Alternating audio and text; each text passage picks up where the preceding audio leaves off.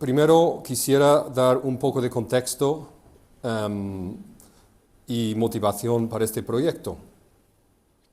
Se ve que estamos viviendo en tiempos cambiantes, en tiempos de crisis, en tiempos políticos que exhiben una gran insatisfacción con la democracia moderna, con mucho sentimiento, un creciente sentimiento anti-establishment, con líderes políticos disruptivos como Donald Trump y Javier Milei, y con el surgimiento de nuevos partidos de derecha alternativa o extrema derecha según tu perspectiva. Esta insatisfacción, que es bastante general y se está viendo tanto en Europa como en Norteamérica y en otras partes del mundo, es consecuencia, a mi juicio, de una serie de fracasos en el seno del Estado moderno. En particular, la descomposición del tejido social, la inestabilidad económica, la implosión del estado de bienestar, los fallos de los servicios públicos, la fragmentación cívica y la polarización política.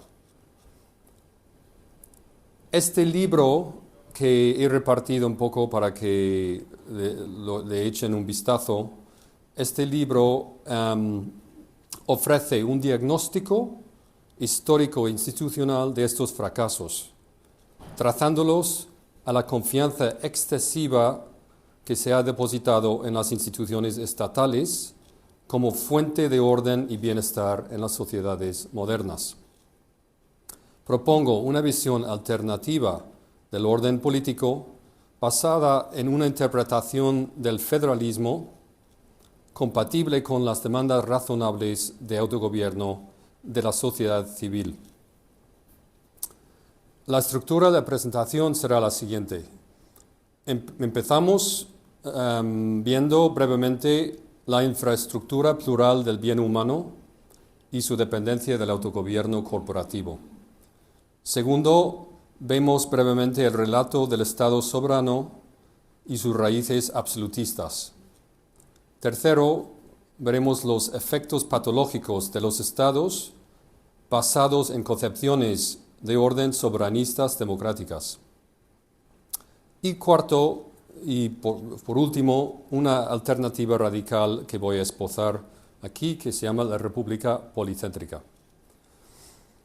Bien, empezamos con, es muy importante la infraestructura plural para entender mi planteamiento, porque todas las patologías que voy a mencionar tienen que ver con un desrespeto hacia la infraestructura plural del bien humano, del florecimiento humano. Entonces, una vida humana lograda y plena requiere una extensa red de grupos, organizaciones y comunidades. Pueden ser iglesias, empresas, ciudades, asociaciones científicas y comerciales, escuelas, universidades, institutos, etc. Y cada una de estas comunidades, organizaciones, asociaciones, es regida por un orden normativo, es decir, una serie de reglas, costumbres y narrativas compartidas, orientado a una visión o un aspecto distintivo del bien humano. Si tú, por ejemplo, te acercas a un instituto o a una universidad, o a una facultad o departamento de universidad o una empresa, puedes sacar el código explícito de reglas, ¿no?, y las leyes relevantes, y eso te da una idea de la parte más legalista de su orden normativo. Pero si quieres realmente entender el orden normativo de una asociación o empresa o universidad o escuela o instituto, tienes que hablar con sus dirigentes, sobre todo, para entender cuáles son las normas y las expectativas y, en general, su comprensión de su propia misión, y así vas a comenzar a entender su orden normativo. Y entonces no es un concepto de orden legalista lo que tengo yo, sino un concepto muy sociológico, psicológico, que incluye reglas, por supuesto, incluye leyes, pero también incluye imaginarios, cómo entendemos nuestra actividad, ¿no? Compartida, nuestra tarea, nuestra misión. Incluye, por ejemplo, una persona autoritativa y su manera de emprender las actividades de la asociación, que puede ser ejemplar. Entonces, la ejemplaridad de una persona en la asociación puede ser parte de su orden normativo. Es una idea muy rica de orden normativo que no tiene nada que ver con el legalismo. Entonces, lo que pasa, y aquí entra el autogobierno, es que este tejido, si quieres, o infraestructura social, que es muy diversificada, porque cada asociación, lógicamente, según sus fines, tendrá su propio orden normativo. Entonces, ¿cómo se fomenta, cómo se mantiene, cómo se renueva esta infraestructura? ¿Quiénes son los guardianes de esta infraestructura social? Pues lógicamente son los dirigentes de esas asociaciones y sus propios miembros, en primer lugar. Entonces, una de las condiciones esenciales para una sociedad más o menos funcional es que las asociaciones, los grupos sociales, puedan gobernar su propia vida según su propio criterio. ¿Por qué? Porque un actor externo no tiene ni el conocimiento ni la motivación adecuada para poder dirigir con competencia la actividad interna del grupo, de un grupo social. Porque su conocimiento, el conocimiento de un actor remoto o externo, es demasiado general, no es suficientemente especializado para entender la vida interna de los grupos sociales. Un ejemplo, un consejo de ANECA que acredita las universidades. Tendrán un conocimiento respetable, supongo, si son nombrados por el gobierno será por algo, porque tienen un conocimiento académico y que habrán publicado cosas interesantes. A lo mejor tendrán algún cargo gubernamental en alguna universidad, pero hay un problema. Me da igual cuánto conocimiento general tengan o específico de su campo, no pueden entender bien la misión interna de todas las universidades de España. No pueden. ¿Por qué? Porque no, por decirlo así, caminan o andan en los zapatos de las personas que participan en el día a día en esas universidades. No forman parte de las comunidades universitarias que están rigiendo o gobernando. Por lo tanto, aunque pueden introducir buenos cambios y pueden tener un impacto positivo, hay una limitación muy importante en lo que pueden conseguir regulando desde lejos. No conocen desde cerca la misión de cada una de esas instituciones. Yo solo hablo de la universidad porque pues es donde yo trabajo y es el ámbito que conozco. Podría dar otros ejemplos. Un ejemplo podría ser, por ejemplo, podría ser agricultura. Un amigo navarro que pues, es agricultor y me dijo que el Estado requiere que él tenga a todas sus ovejas geolocalizadas en cada momento. Entonces, yo le dije, ¿eso te ayuda a hacer tu trabajo mejor? ¿Tiene algo que ver con los fines de tu trabajo como agricultor? Y me dijo, en absoluto. No tiene nada que ver, no aporta nada a mi trabajo. ¿Por qué lo haces? Porque si no me pueden multar o no, porque no estoy en compliance, no estoy cumpliendo. Y entonces, como hizo así, y dijo, pues es así. Ya está, tenemos que cumplir porque alguien lo dictó. Y eso es un ejemplo entre muchos de regulaciones externas estatales que realmente tienen poco que ver con los fines de la actividad. Pero hay una explicación, que las personas que están regulando no tienen ni el conocimiento ni la motivación adecuada para estar regulando la vida interna de esas actividades. Y luego, claro, pueden tener incentivos perversos porque, por ejemplo, incentivos de avanzar su carrera política, ¿no? O subir una escala, ¿no? Subir alto en la política o lo que sea, ¿no? Que tienen muy poco que ver con las personas en esas comunidades. Bien, entonces, esto es sobre digamos, la infraestructura social del florecimiento humano, que tiene su propia lógica y es plural, necesariamente plural. Vamos a tener esto en cuenta, ¿no? En mente, cuando hablamos después de las patologías del Estado. Pero para llegar ahí tenemos que preguntar cómo se estructura el Estado y cuál es su ideología legitimadora. Y esa ideología ha ido, digamos, consolidándose a lo largo de los últimos 5 siglos y tiene mucho que ver con el concepto de soberanía. Bien, entonces esta concepción que se ha ido consolidando y desarrollando en los últimos 5 siglos es una concepción de orden político individualista, vertical y soberanista. Y autores que tenían mucho que ver con este desarrollo, para dar algunos ejemplos, son Hobbes, Locke, Rousseau y Kant. Autores de la tradición, bueno, más o menos liberal, moderna, según cómo interpretas cada autor. Pero tienen algo en común y eso es un relato de orden.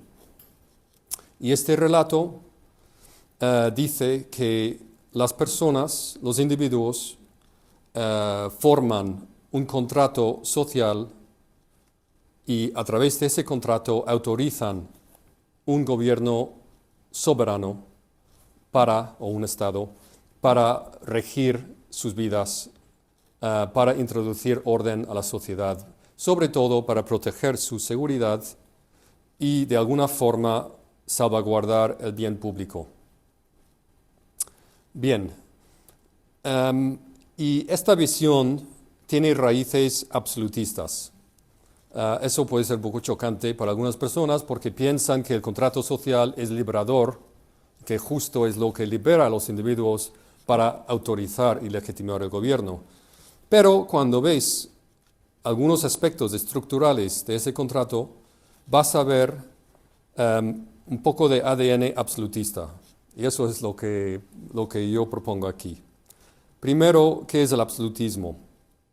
El absolutismo monárquico es una concepción del gobierno que básicamente dice que el rey deriva su poder, su autoridad de Dios y que ejerce esa autoridad sobre toda la sociedad que está bajo su dominio como un casi un vicerrey de Dios.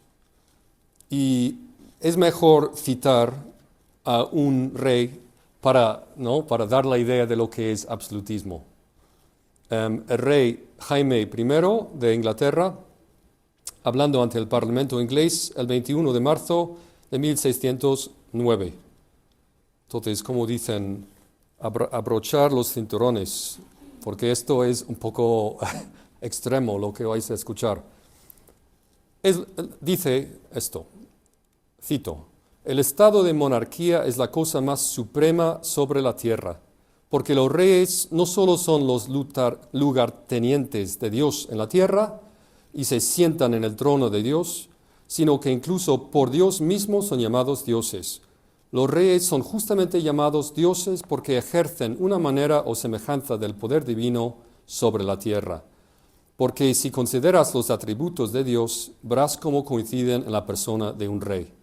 Dios tiene poder para crear o destruir, para hacer o deshacer a su antojo, para dar la vida o enviar la muerte, para juzgar a todos y no ser juzgado ni rendir cuentas a nadie, para elevar las cosas bajas y para rebajar las cosas altas a su antojo. Y a Dios se deben las almas y los cuerpos.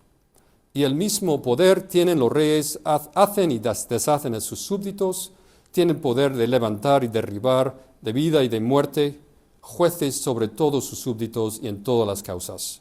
Y sin embargo no son responsables ante nadie, sino solo ante Dios. Bien, pues claro que es un statement muy fuerte, ¿no? Lo que acabáis de escuchar del poder absoluto del rey. Pero es una revolución importante en la historia cuando el rey asume este tipo de poder. Porque claro, y eso tiene consecuencias para nuestro tiempo también, porque lo que hace el rey es que deslegitima la autoridad de todos los actores corporativos rivales para asumir esa autoridad para él mismo. Y uno de esos actores, por ejemplo, que puede amenazar el absolutismo es la iglesia o las iglesias, ¿no? Y por eso la gente, estos autores se esfuerzan mucho para deslegitimar la iglesia como fuente de poder público. Pero en realidad también implícitamente están deslegitimando otras asociaciones potenciales como fuentes potenciales de poder y autoridad, como pueden ser ciudades, pueblos, ¿no? Municipios, etc.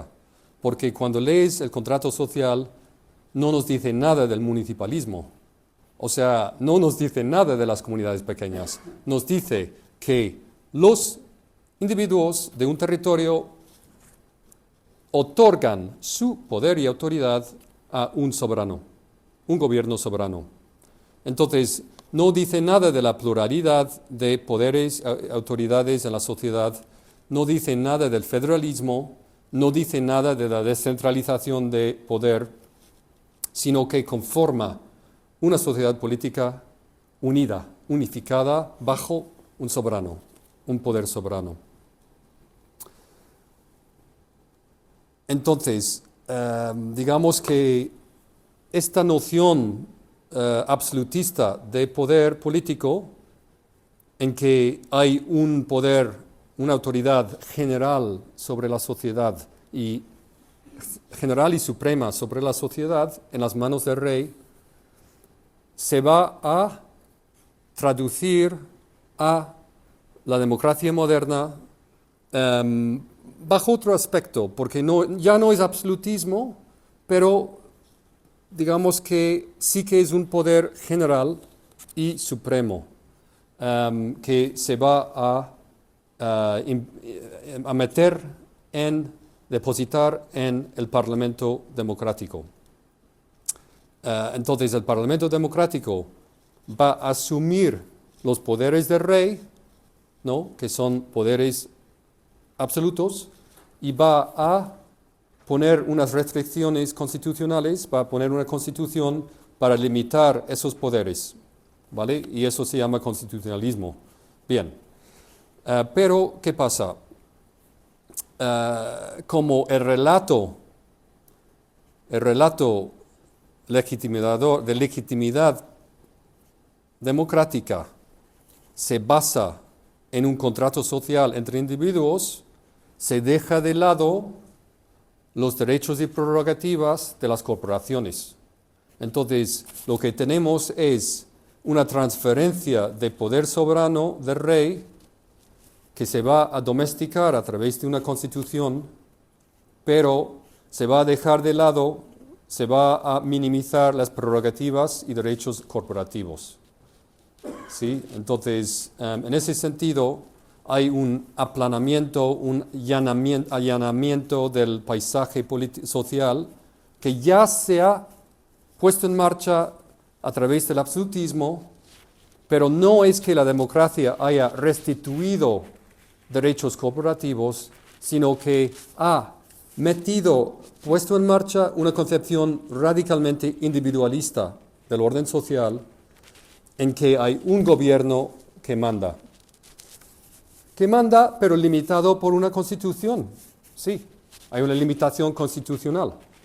Pero para usar esa palabra, la ontología social o la forma de la sociedad que se contempla es una sociedad de individuos, sobre todo. Todos iguales y libres ante el Estado. Entonces tenemos el Estado democrático que está autorizado y legitimado por los miembros del contrato social. ¿Y qué pasa con los cuerpos intermedios? ¿Dónde fueron? ¿A dónde fueron? Pues de alguna forma hay un photoshopping, entonces como que desaparecen un poco, ¿no? Ya no son tan visibles en este dibujo.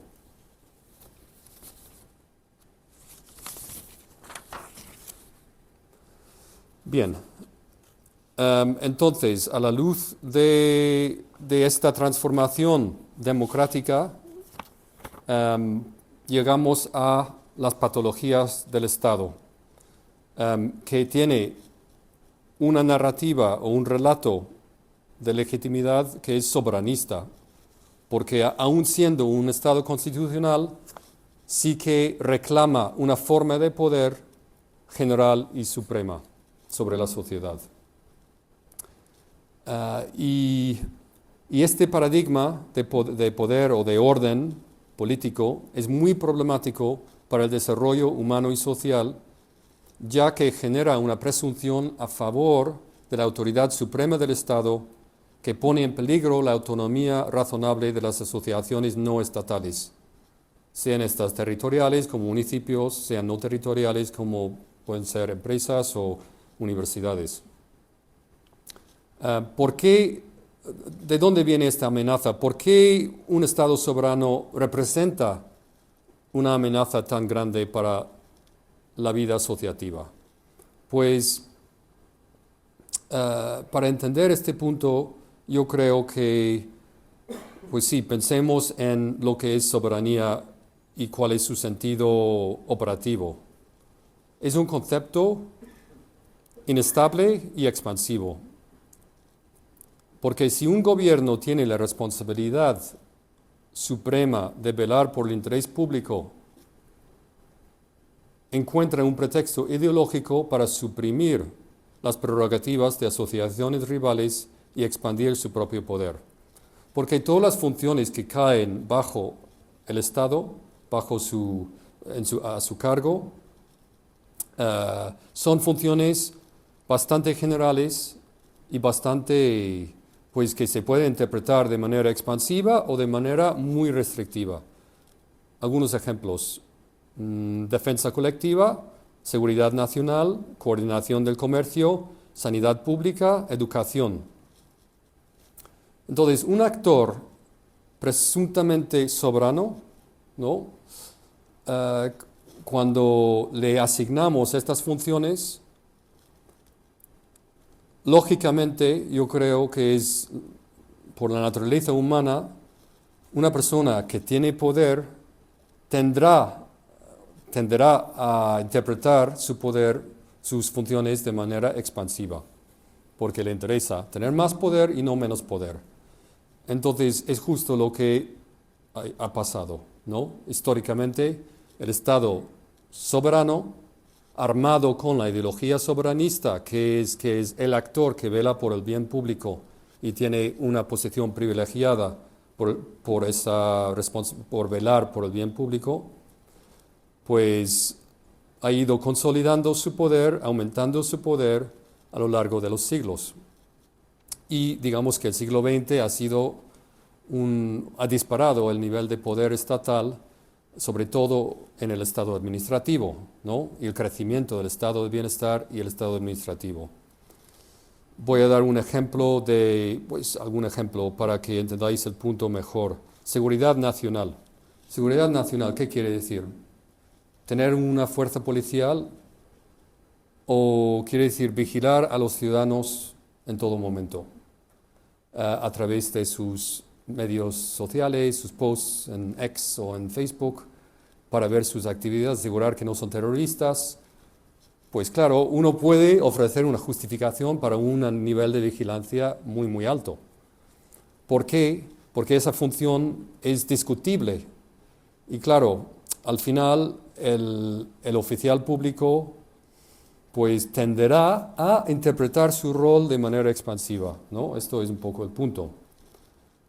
Y lo mismo con la salud. O sea, proteger la salud, ¿qué quiere decir exactamente?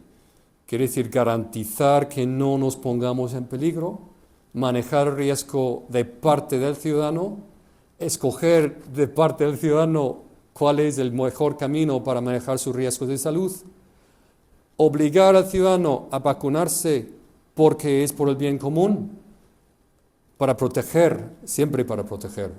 Claro que es para proteger, eso es lo que siempre se va a decir.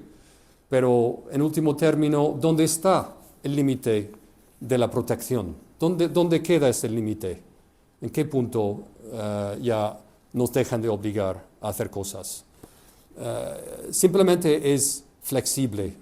Es flexible el concepto de velar por el bien común o el bien público, y estas funciones son susceptibles a una interpretación expansiva tanto por los funcionarios como por los jueces que son nombrados por el mismo Estado.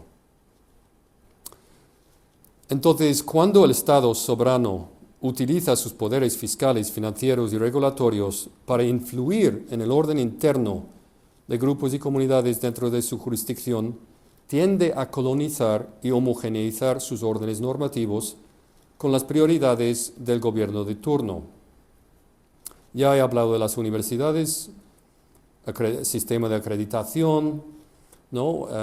Como detalles muy, muy particulares sobre horarios, sobre asignación de cursos, sobre diseño de cursos, sobre cuántas horas, qué tipo de, seminarios tienen que ir los doctorandos en universidades privadas. No estoy ni siquiera hablando de universidades públicas, estoy hablando de mi propia universidad, que es sujeta a una serie de reglas de acreditación que quitan la discreción de sus propios propio gobierno interno, ¿no?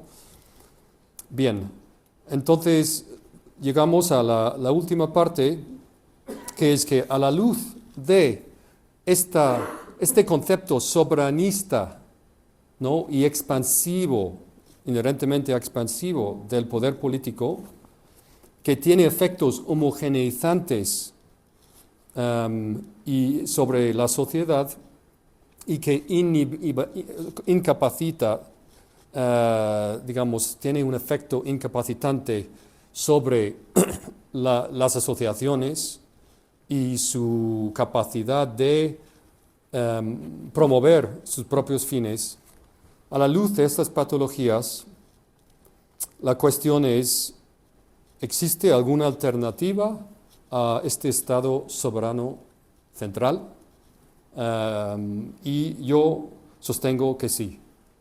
Claro, los defensores del Estado central, como Hobbes, Locke y Kant, sostienen que la alternativa a un Estado central o soberano es una sociedad inestable y insegura. Sin embargo, esta postura sobreestima el poder regulador del Estado y subestima la capacidad humana para construir orden a través de la colaboración horizontal. O sea, cuando nosotros pensamos en orden, muchas veces, mucha gente cuando piensa en orden, tienen lo que yo llamaría una concepción policial de orden. Como que piensan que hay un tipo fuerte que está ahí detrás, velando, vigilando, y que está listo para entrar y ¡boom! Pues a la cárcel porque no te has portado bien, ¿no? Esta idea de policial, de orden. Y claro, pues sí, la policía tiene un rol importante y hay que pues exigir las reglas, sobre todo a gente que no, pues, que no quiere respetar las reglas básicas de convivencia. Bien, ok. Pero en general, generalizar esa imagen a la cooperación humana es francamente, es una locura. O sea, es muy poco razonable generalizar ese orden, esa imagen, para entender la cooperación humana. Porque la cooperación humana depende, en muchos casos, de lazos de confianza horizontales que se van generando y reforzando con el tiempo, y no tanto necesariamente de miedo de una intervención externa, sino de intereses compartidos. Intereses compartidos. Se puede pensar en un mercado, en una sociedad en medio de una guerra civil, y que el mercado ahí funciona muy bien, ¿no? Hay un mercado local.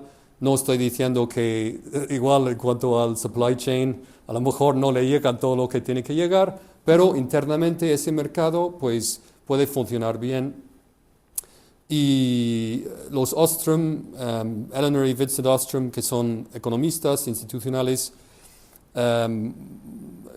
pues de Estados Unidos, de Indianápolis, ellos empezaron una escuela de pensamiento económico e institucional que estudia cómo las personas y los grupos resuelven problemas comunes sin recurrir a, digamos, un soberano o un gobierno estatal, ¿no? Porque encuentran soluciones colaborando con las autoridades, pero no necesariamente en una dependencia muy estrecha, o no sumisas a esas autoridades o miedosas de esas autoridades.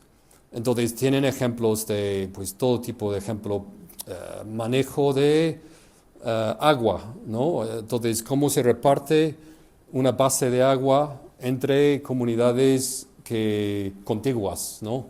Pues se juntan, ¿no? Y descubren reglas que tienen sentido para ellos y las ponen en marcha.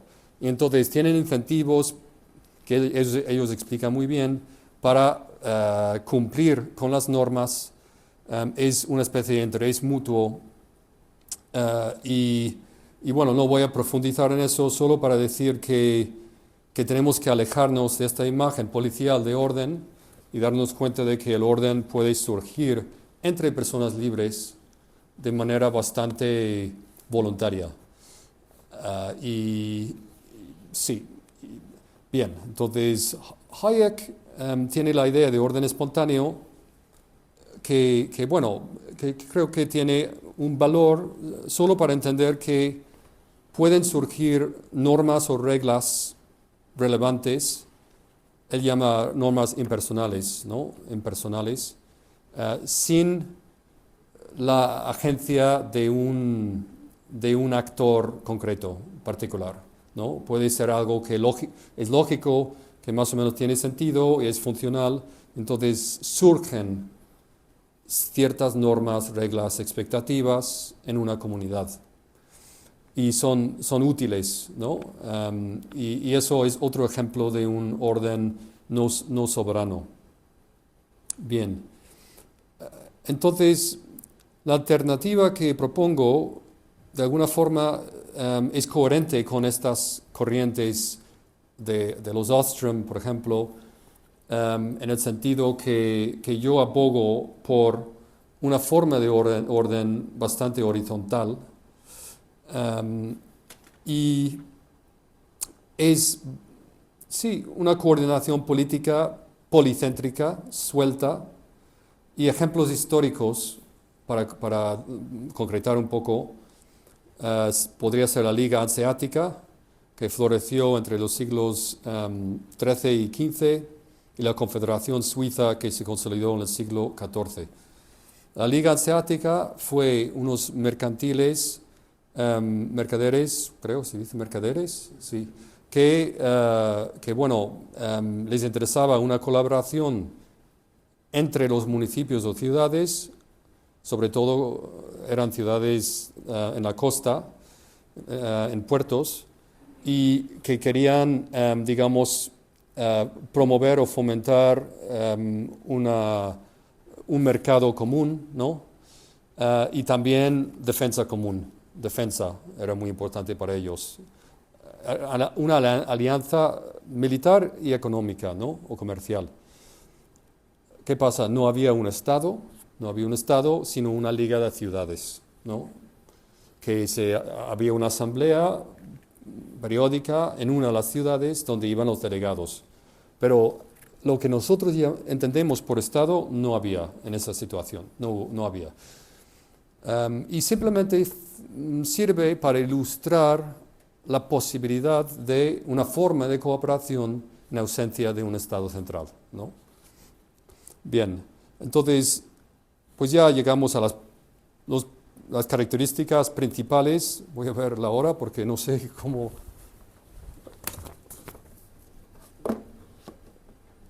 Vale, bien.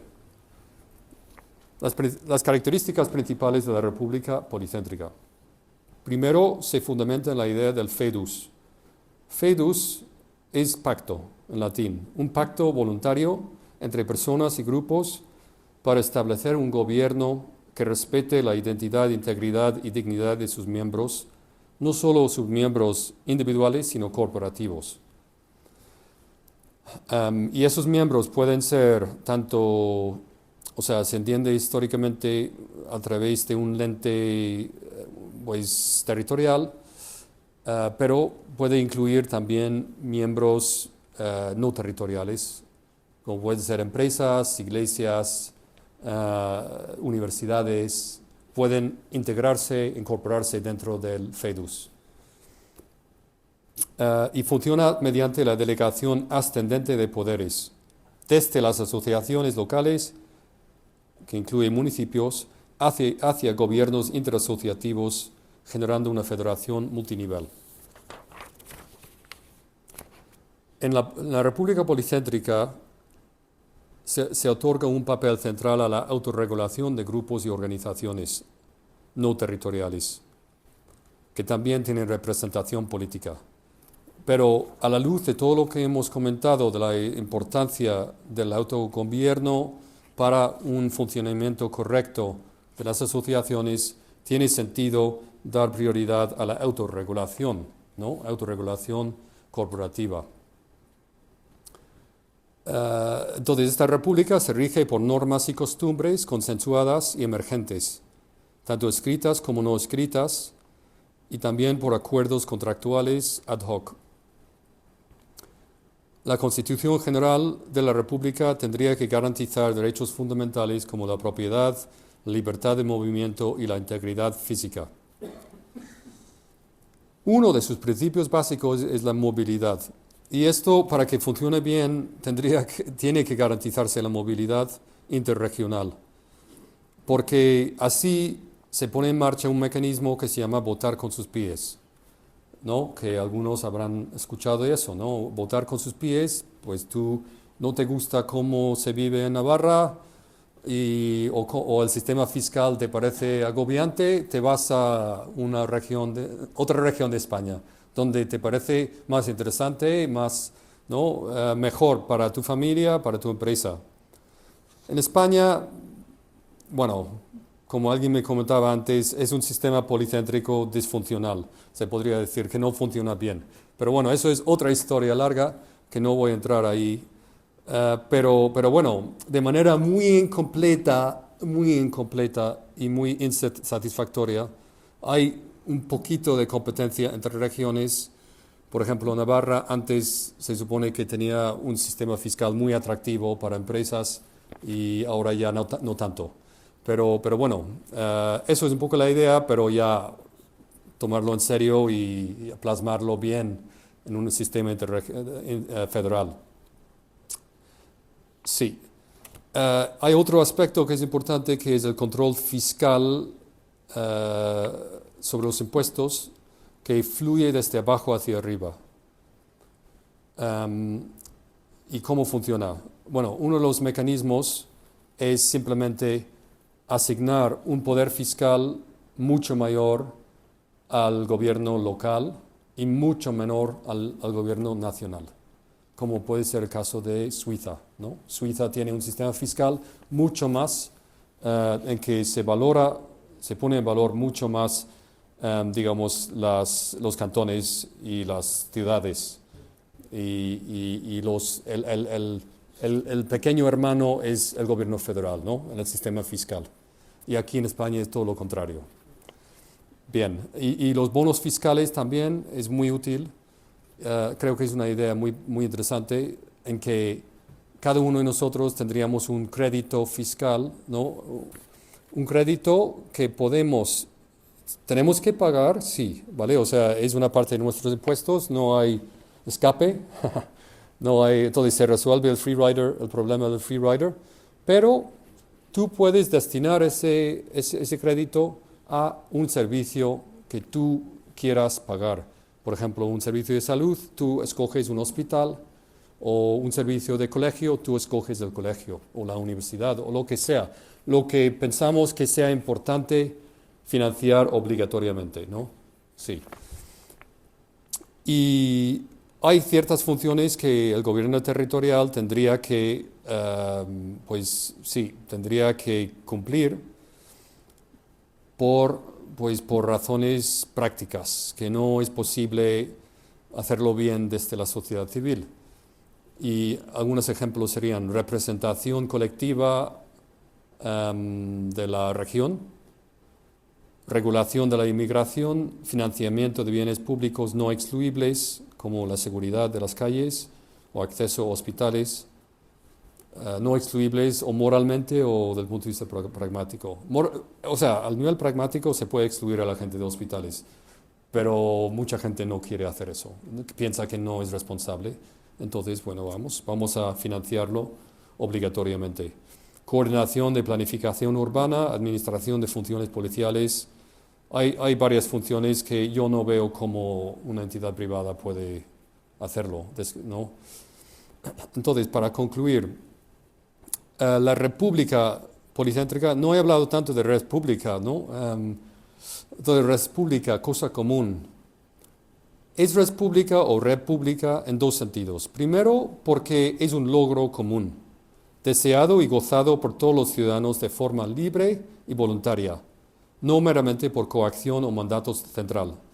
Hay unidad, pero es una unidad que fluye de una colaboración entre asociaciones y personas y no una unidad que es un poco ficticia, que es la unidad del soberano. ¿No? La unidad del soberano no refleja la labor necesariamente de generar unidad, que es a través de la colaboración. También hay un sentido en el que la República Policéntrica es un objeto de esperanza y aspiración, ¿no? Una obra en progreso, un trabajo en progreso, porque nunca es un logro acabado. Sin un orden civil genuinamente compartido, la vida personal y colectiva sufrirá gravemente.